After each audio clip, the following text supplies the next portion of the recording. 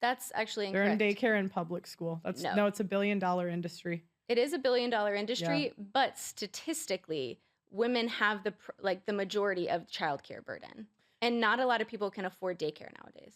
Well, who is the kid spending the most time with if the mom's at work? Most mothers work nowadays. So the kid is spending more time at school or at daycare. Yeah, Because usually or school with gets out extended family. at like 2:30. It's not the norm. People don't really have extended family. School gets out at 2:30 or 3. They go to daycare for 2 or 3 hours. What about before school? What about before daycare? Because a lot of times, Okay, like especially in that 45 first minutes in the morning. no, like the first 2 years of life at least, Mhm. a lot of people aren't sending newborns and like It's not uncommon. no, it's not uncommon, but it's also My sister works at a daycare. They get newborns like yeah, within the first couple right. months But all the we're time. talking about like populations, right? We're Mhm. talking about like statistics, and the majority of people are Can not I look sending up the their average age? Do you care if I look? I'm just No, you can curious. look it What up. is the average age kids go in daycare? No, that's I not. actually don't know the answer to that question. That wouldn't be the Kids. question that I would ask, but I'm curious what that answer is. Okay, I'm just curious. We recommend kids start daycare as early as 6 weeks old.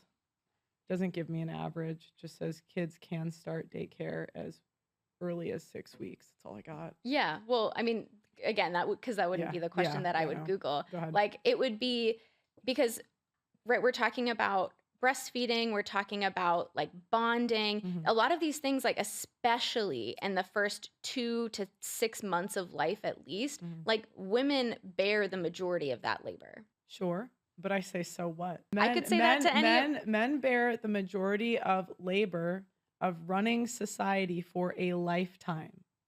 And On average, women have 1 to 2 kids. So okay, you could say that's 4 years. Men work 50. 50 in a difficult job that gives us the food that we have, the chairs we're sitting on, and the microphone we're talking in. And who set that system up? You should say thank you. Men did. Thank God for them. No, you seem to have a problem with the amount that men work and the responsibility I that men don't. bear. And so I you're don't being have a problem with it. I'm acknowledging what it is. And women should be thankful to men for doing it instead of complaining that they're not doing enough to make women's lives comfortable. We live in one of the most privileged times to be a woman ever.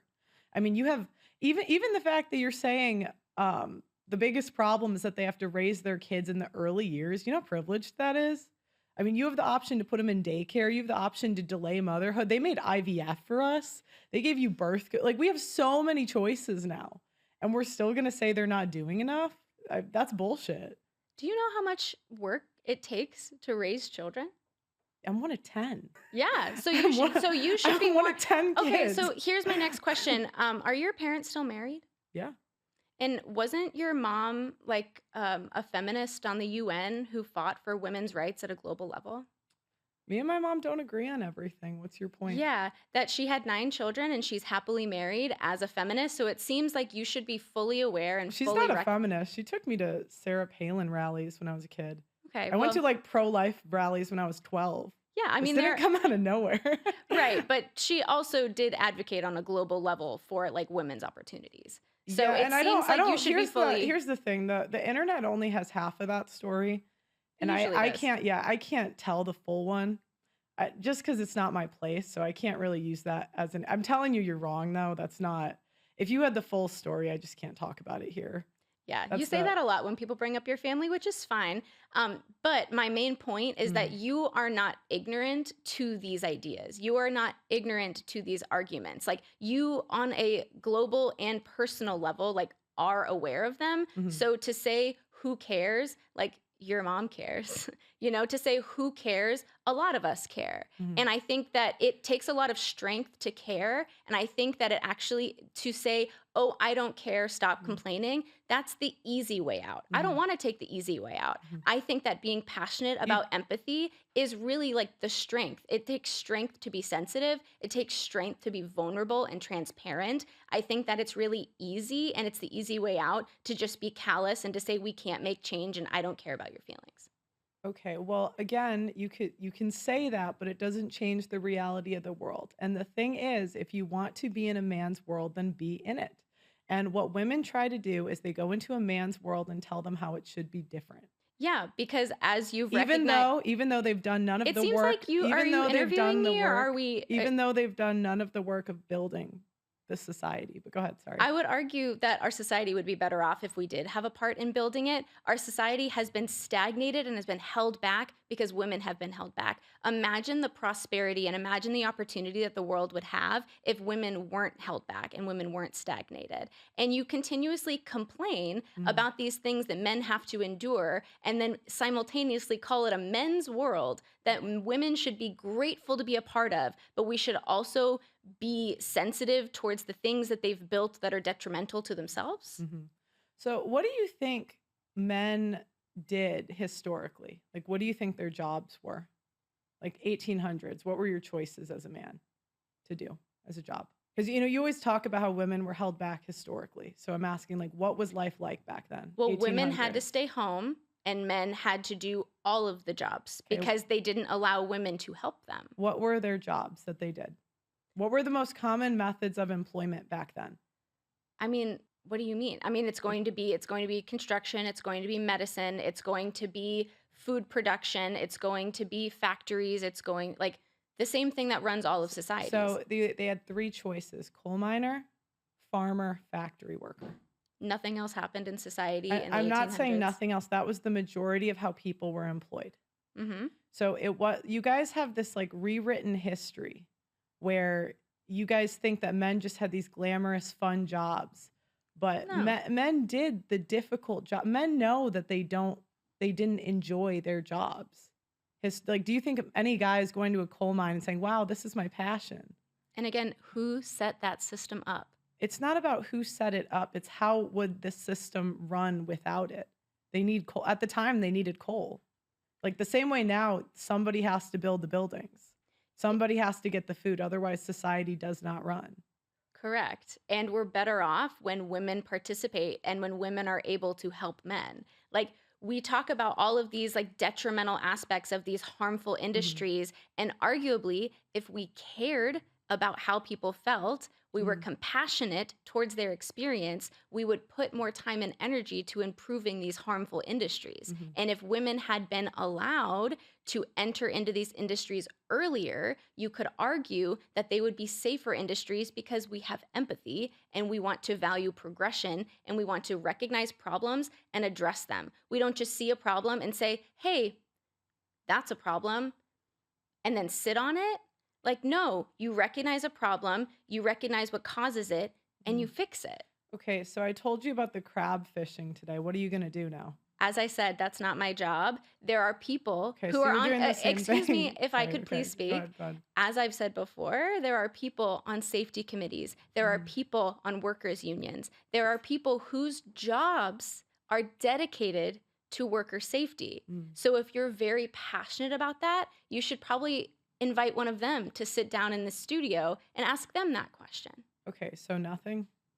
You're not gonna because do that's anything not about my it? Okay. job. I'm just clarifying you're doing the same thing. No, because I'm more Okay. than happy to recognize that it's a problem that should be addressed by somebody whose specialty it is to address that problem. Okay. So the next topic I'm wanting to get into, and we can skip this one if you want, but I wanted to talk about trans and women's sports or no? You want to talk Mm, about you okay with that? I mean, we can talk about it briefly. That's Okay, yeah, fine. cool. Okay. I don't want to. So, okay. So, how do you feel about trans women playing in female sports?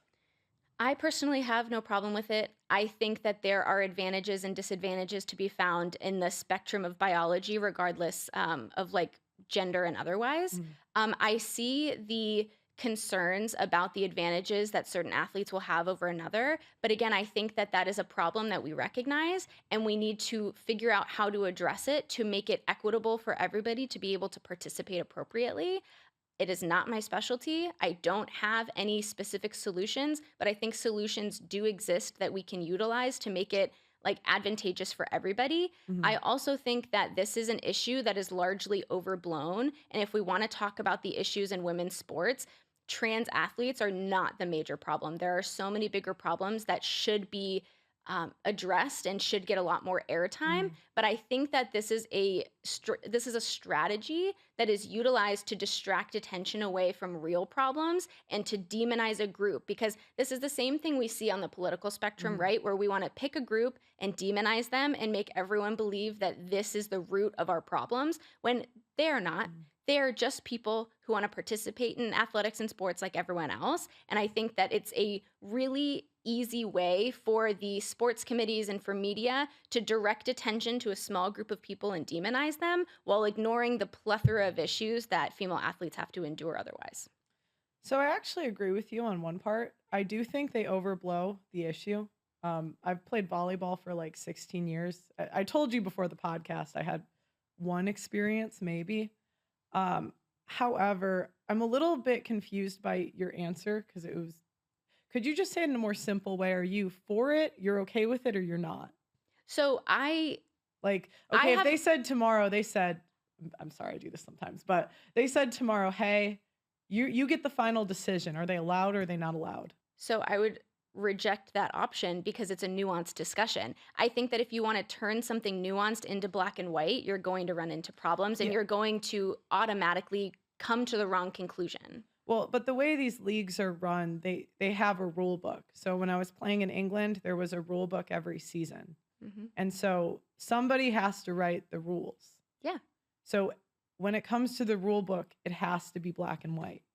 It And really doesn't though, because you could take into account hormone levels, you could take into account like muscle mass. Like there are plenty of things that you could do to try to make things more fair and equal. And so I don't think it's necessarily what are your genitals, that's the group you get assigned to. Like I think it's a way more complex and nuanced issue. do you think that women have a right to feel uncomfortable in locker rooms when men are in them? Sorry, I know you're gonna say it's like whatever you call them, but the guys dressed like whatever. The People men so pretending I to be women. so I Sorry, I think know you're gonna call it something else, you're but trying to talk about people who are assigned male at birth but who identify as women through like societal norms. yeah, Like that is what a trans woman is like by definition. that's too Um long for me.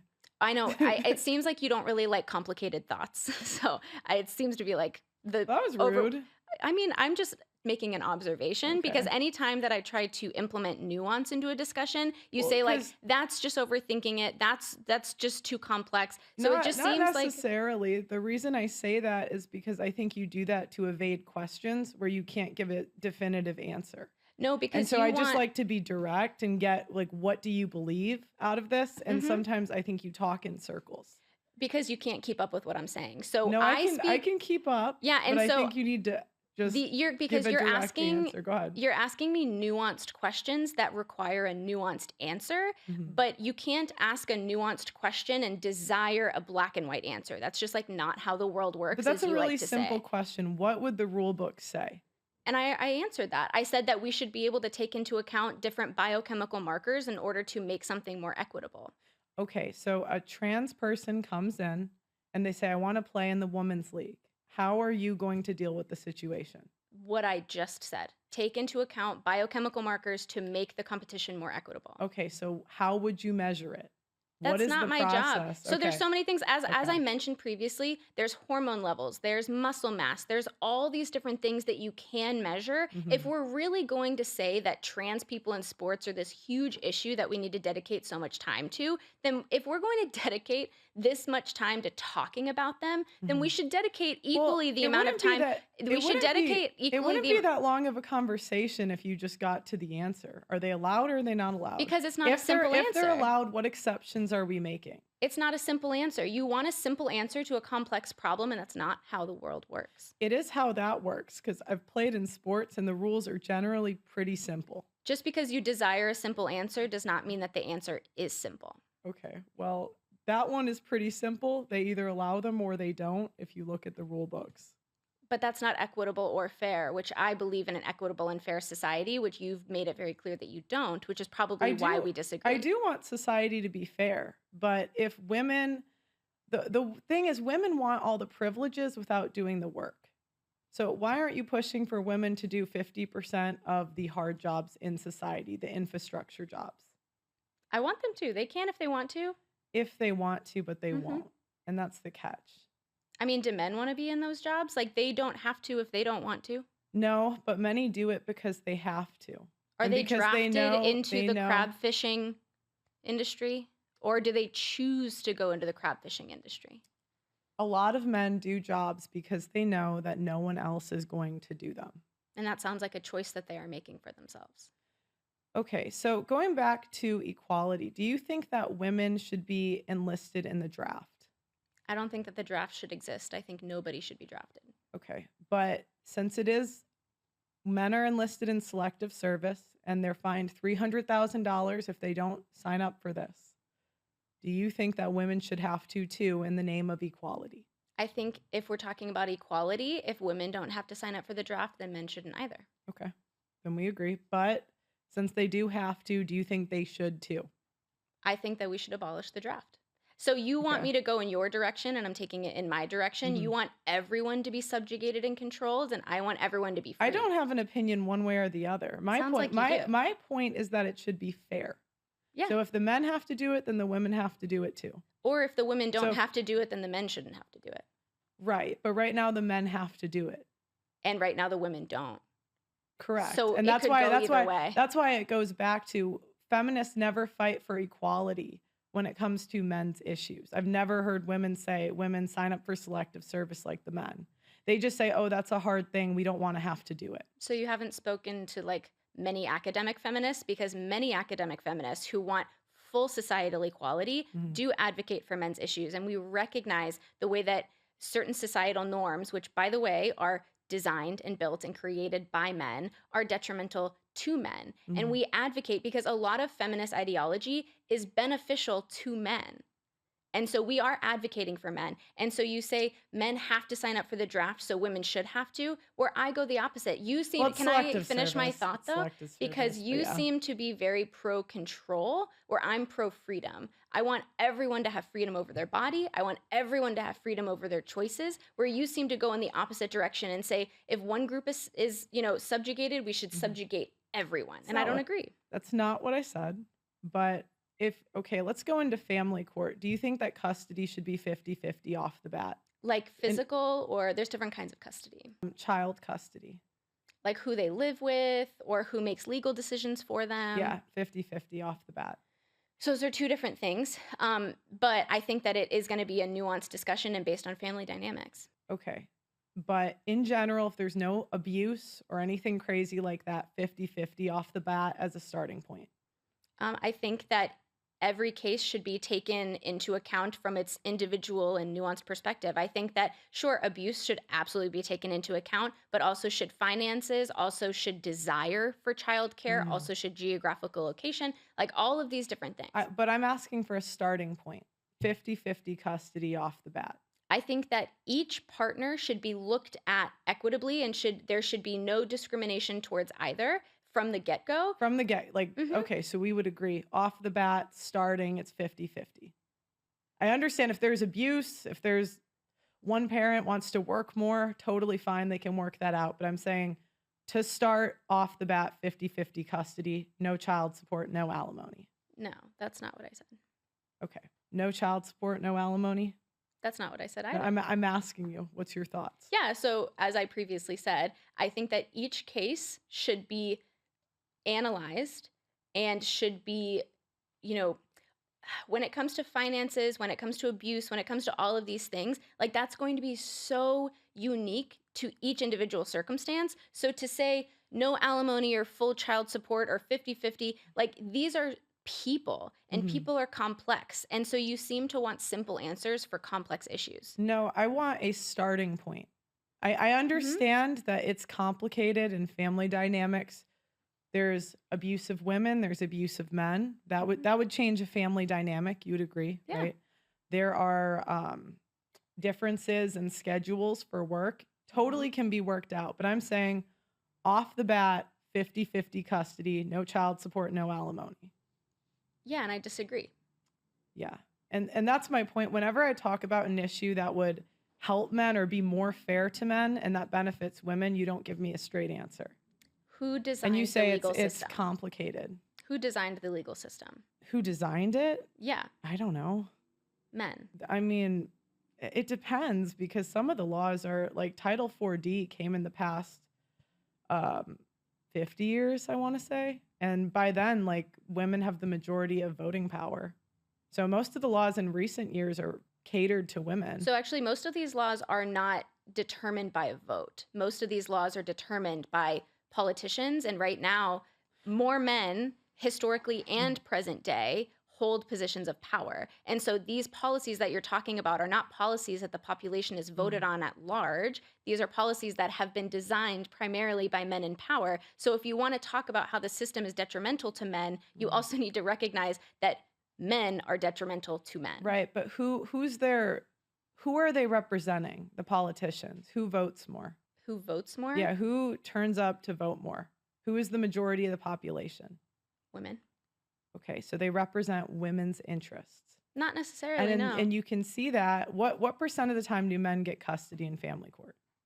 So it actually now the majority of child custody cases are joint custody. That's not true. It is. Men It's about only- 50.3%. Men only get custody 10% of the time. So we're looking at different statistics. Most alimony payments are men to women. Most child support payments are men to women. And that's because historical precedent. Yeah. You have to take into like historical context of like and also men earn more than women. Like there's so much nuance to this. But from Cornell, I was reading a study by Cornell University that looked at divorces and custody and all these things. And the majority, I think it was 50.3% of child custody cases end up as being joint custody. The majority of child support and alimony payments are men to women. Yeah, because men earn That more. is the biggest wealth transfer in the United States. If women want to be independent, I actually have no problem. Like as I said before, I think it's very impressive you became a doctor. I just think that women that want to take that path should pay for it. So do you think that the money is for her or for the children? I think that women do not always spend it on the kids. Because it takes more to actually There are run a household. there are men in poverty over these laws.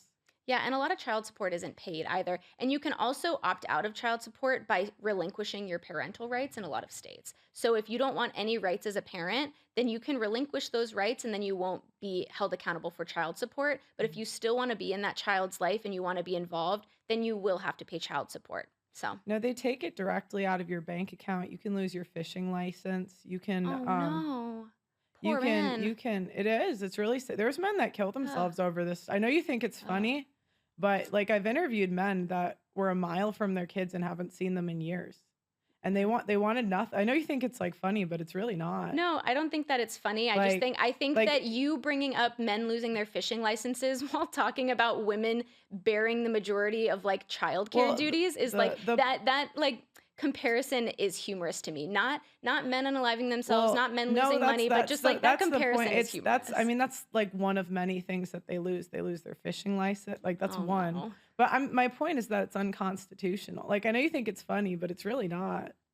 I mean, men are 9 times more likely to commit suicide after a divorce. This literally kills men. Yeah, exactly, because men actually benefit from marriage more than women do. And when you look at the statistics of like post-divorce mental health outcomes, men have worse mental health outcomes than women. Women are typically happier after divorce. And so if you want to argue that marriage disproportionately benefits women, like that's not true. I'd be pretty unhappy too if I was on child support or alimony and I had a hard time seeing my kids. And you had to support your children. What a hard life.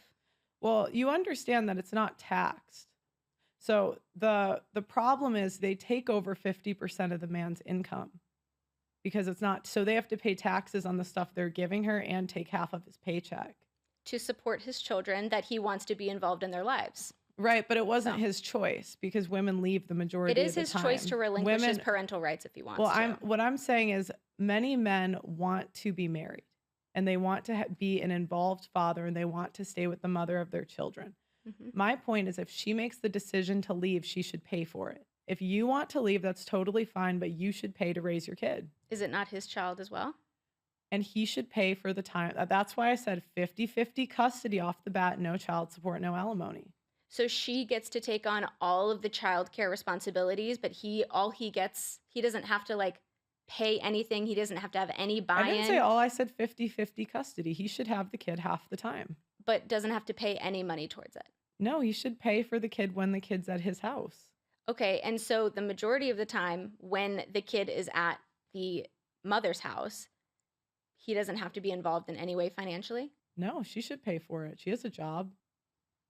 Why why should he have to pay for a kid? He should If have to he she should could support it. what like, if she chose to have the kid and she chooses divorce, why should she not have to pay for her own decision? And That's then the thing. See, you want that's there it is. You want all the freedom to do whatever you want, but you don't want to have to pay for it. no, because I also think that That's the the way that you look at these issues and the way that you look at these divorces is very nefarious towards women. And so I just think that it's very interesting to see the way that you speak about women and the way that you think about women and the way that you think that we make these decisions as if we're just flippantly getting a divorce and like taking advantage of men, as if like it's not more nuanced than that, because you don't seem to appreciate the nuance of the human I experience think and the complexity of relationships.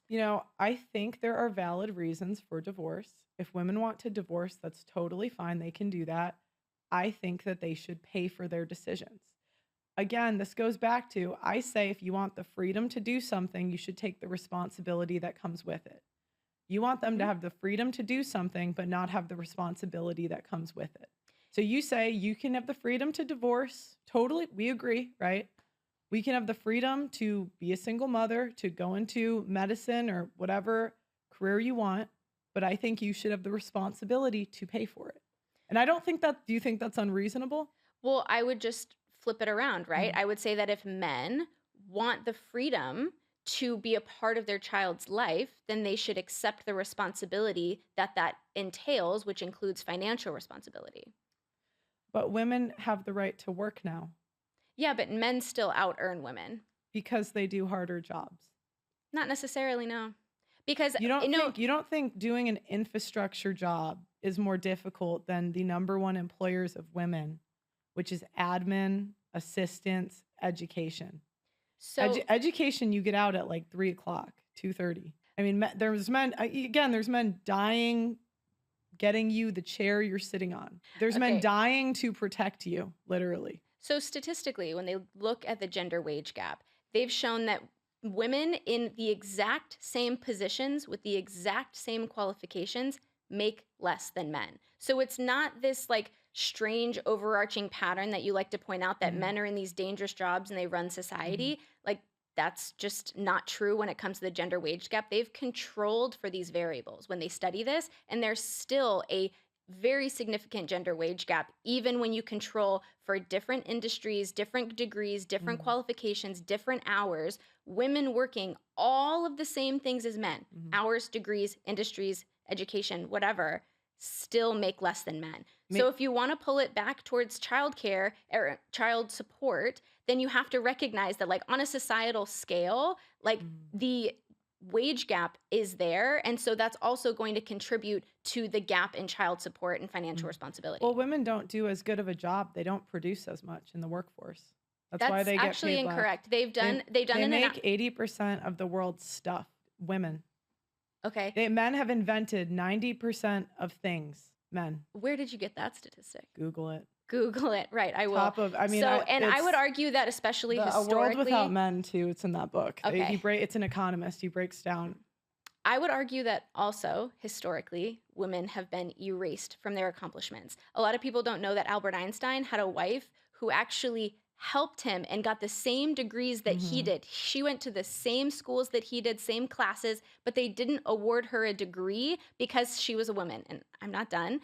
And she helped him develop the monumental calculations that we still utilize today. And he's been quoted saying that he would be nowhere near as Mhm. successful and would have never found the and like developed the equations that he did without her. So that's just one anecdotal part.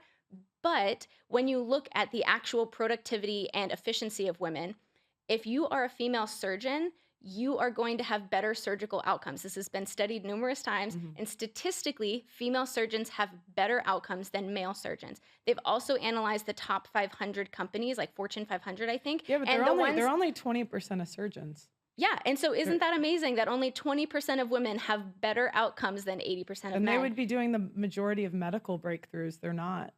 They're not the majority. But they are, the surgeries that they are doing and the work that they are doing is higher quality than the work that According men to are who? doing. according to what, some study? Multiple If they studies. could dominate the field, they would go do it. We are. Where's the There's female actually billionaires? All the female billionaires are rich off of men's money. Yeah, so it's actually 80% of billionaires inherited their family's money, but that's From beyond the a point. man or a woman? From men, because Exactly, because because men are historical more precedent, men are Pearl. more productive. Historical precedent, Okay, Pearl. but we've had 50 years. Like where is the female Elon Musk? Where is So they've actually analyzed the top 500 Sorry, go ahead. companies, and female CEOs, companies that are run by female CEOs outperform companies that are run by male CEOs. So as I've said before, if women were not historically stagnated and kept behind and banned from partaking in education in all of these industries, I would argue that our society would be better off. We would be safer, we'd be happier, we'd be more efficient, just based on the last 50 years where we have been able to partake at a higher level. And all of the statistics show that we are more successful than men when we compete with them. And we are still making up for the historical precedent in the past. And we do all of that while enduring discrimination, while enduring doubt, while enduring things like pregnancy and childbearing without maternal or maternity leave that's guaranteed. We're the only developed country in the world that doesn't have mandatory maternity leave. Like, our country is so broken on all of these levels, and we have so many other things that we could be talking about to improve society. But instead, we're talking about like how men die on crab boats and they have to pay child support, when like arguably that is not the biggest issue that we have in our country. So you think that we talk too much about men dying at work? No, that's not what I said. I That's think what that's you an just that's what you just said. no, I think that's an Okay. oversimplification of my statement. Okay. What do you think would be better issues to focus on? I think that we need to focus on the things that are actually impacting Americans, like access to health care. Like I said, mandatory maternity leave and paternity leave. I would love if men got the opportunity to spend more time with their children and bond with them.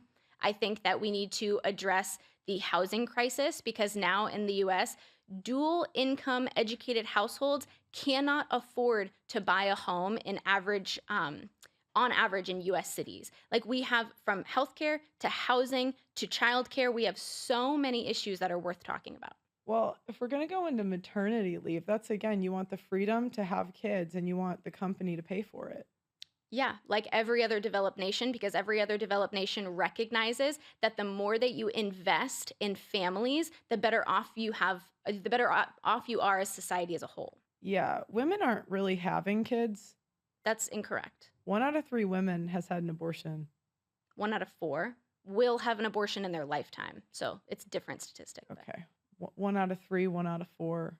Women have 1.2 kids, 1.5-ish. yeah, and 1 out of 4 women will also experience sexual assault in their lifetime. Do you want to talk about that, or We can talk about it. What's sexual assault? what is sexual assault? Mhm, Why go don't you tell me? ahead. You brought up the stat. You brought up the topic. I'm I letting you think that go. it's interesting that I have to describe what sexual assault is. Mhm. But essentially, sexual assault is any like unwanted physical. I'm trying to think of a good way to describe this. So, in a nuanced way, Mhm. because it could be a violation of your bodily autonomy, Mhm. essentially, is what it is. Okay, so who decides if they felt violated? The victim. Okay, so it's up to the discretion of the victim, because some hmm people are more touchy than others. So some people are going to say something's a violation and some people would say something isn't, right? So, I just find that interesting that your automatic response is to belittle the experience of the victim. Okay, you can find it interesting, but I'm asking you a question. So could you answer it? I believe women and I believe victims. Okay, every victim? So every woman you believe? Again, nuance, Pearl. So if we're talking about things on a population level, and if we're talking about Mm, 1 in 4 women will okay, experience this, then no, I can't say every single one, because we're okay, talking about millions. okay, But the majority of them, yes, I believe them. okay. So how did they get this number? You brought up the stats. I'm asking you, how is it a survey? It's multiple surveys, but yeah. And then Okay, all so we're like, just blindly believing what they say. How many filed a police report and actually convicted the guy? so do you have any idea of how emotionally taxing it is to go through a criminal case? And not How only that, many not filed only a police report? I don't know the statistics on that, but I don't think Okay, that it's so relevant because this is the challenge we get is we just blindly believe women. yeah, I think that we should. I think that Yeah. we should believe women who say that they've been assaulted because the Me Too movement shows you that it's Mhm. so grossly prevalent in our society. Mm. And I think that you are belittling the impact that it has on the victim to go through the rape kit at an ER, to go through that physical assessment and to be violated further after your body's already been violated. Mhm. And then to go through the entire criminal court process, which can take years, Mhm. having to tell your story over and over and over. And I do not blame women in the slightest if they say, you know what? I don't want to put myself through that. I've gone through enough. I'm not going to further traumatize myself. Yeah, that's I understand that. However, we have to believe the evidence.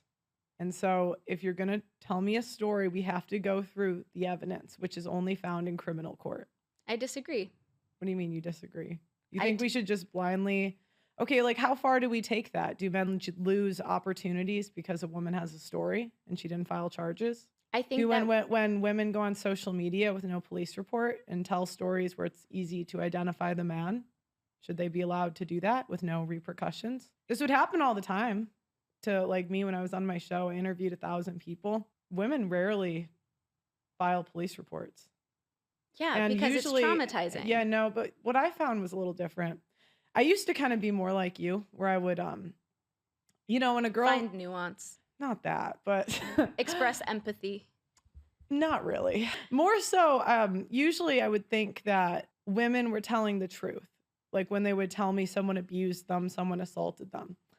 The problem is, if you ask a couple questions, a lot of times their story falls apart. I'll give you an example. So there was a woman who said she had an abusive ex-boyfriend. She comes on my show and I asked her a couple questions. I said, okay, did you file a police report? She said, no. I said, okay. Comes to find out, she said that he shoved her down the stairs. That was her story. So I asked her, I said, okay, how did this like come up? Like, how did this situation happen? And it turns out she was actually trespassing. So she wasn't supposed to be in his house and he kept asking her to leave and she wouldn't leave. She had a romantic relationship with this guy and she was trying to fight with him in front of his kid. He didn't want to fight in front of the kid. He ends up pushing her out, not trying to push her down the stairs, but he's trying to get her to leave. Does that make sense?